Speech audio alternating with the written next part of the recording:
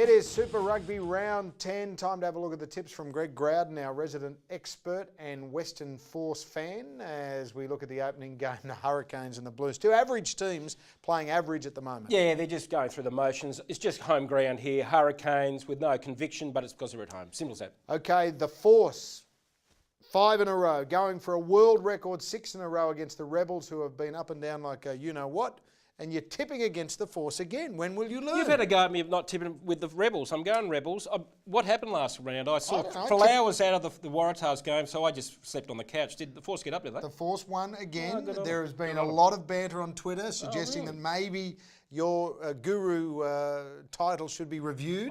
I've never used the your guru self-imposed title. guru title. Not me. I didn't impose it. Match of the round happens early on Saturday evening around 5 o'clock when the Chiefs take on the Crusaders. Normally this is a precursor to the grand final. The Crusaders are starting to find their Mo and Joe, and the Chiefs have been fantastic. Yeah, the Chiefs have been good. They were going good last week. They're still without Aaron Growden.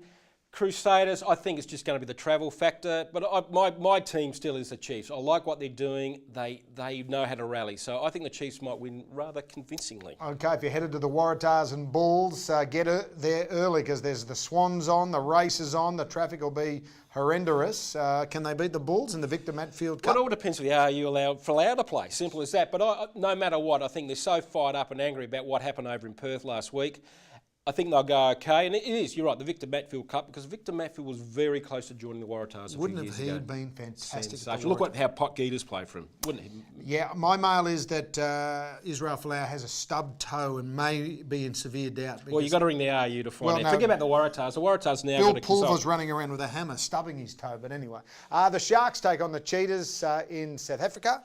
Yeah, Sharks are the best of the South African teams. Cheetahs have had a pretty ordinary year, so that's, I think, a big win to the Sharkies. And the Stormers take on the Lions in a smaller version of Super Rugby this weekend with a few teams having the Stormers have been the big disappointments, but Cape Town, simple as that. They play well at home, and the Lions I like, but the Stormers by a few. Well, the Lions certainly have been able to score a few tries, and I dare say that'll happen again this time around. Greg's tips are on screen. The Hurricanes and the Rebels on Good Friday night.